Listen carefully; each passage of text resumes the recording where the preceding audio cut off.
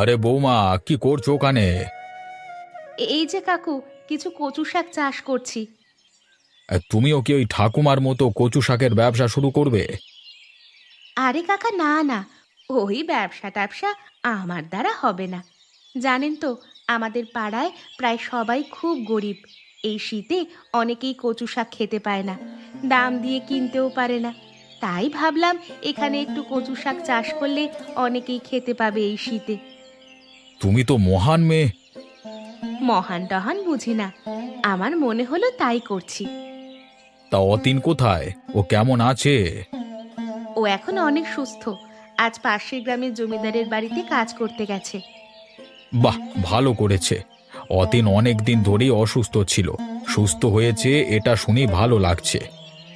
কাকা, আমার কচু শাক হলে নিয়ে যাবেন, কাকিমা রান্না করে খাওয়াবে আপনাকে। সে আর বলতে, অবশ্যই নিয়ে যাব, এখন আসি।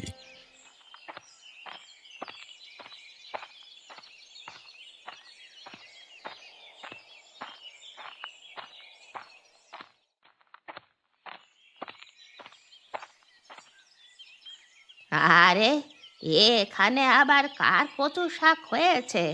হুম, বেশ ভালোই হয়েছে তো, বেশ বড় বড়। কে এখানে কচু শাক লাগিয়েছে?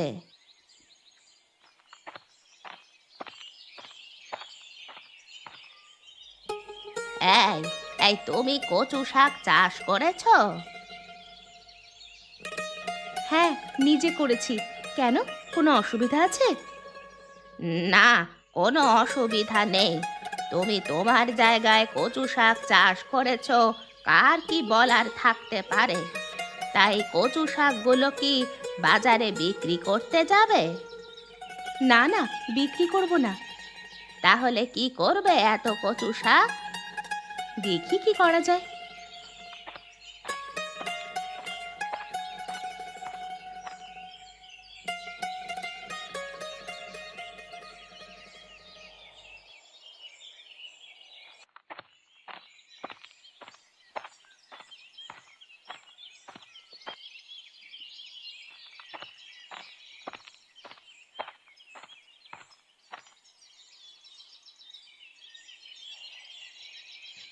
ও দিদি, শুনছি তুমি নাকি কচু শাক বিক্রি করছো? আরে না না, বিক্রি করছি না গো, এমনিই দিচ্ছি। নিজের হাতে কচু শাক চাষ করেছি, বিক্রি করার জন্য নয়। আরে বাহ, খুব ভালো।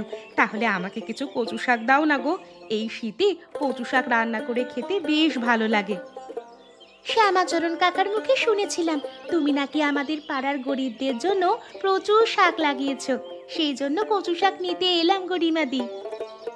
হ্যাঁ হ্যাঁ, এগুলো তোমাদের জন্যই করেছি, আমাদের পাড়ার সকলের জন্য। তোমাদের যতটা লাগে ঝুড়ি থেকে নিয়ে নাও।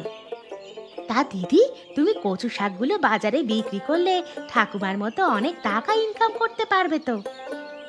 সামান্য কচু শাক বিক্রি করে টাকা উপার্জন করার ইচ্ছা আমার নেই।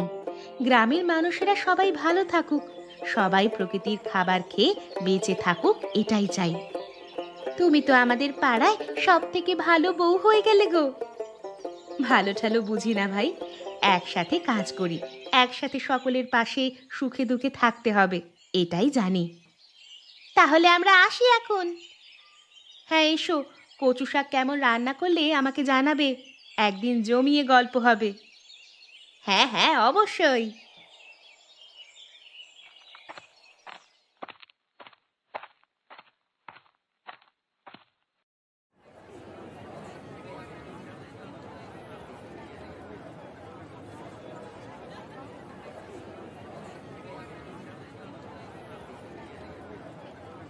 আরে, কচু শাক নিয়ে যাও, এই শীতে কচু শাক রান্না করে খেলে ভালো লাগবে।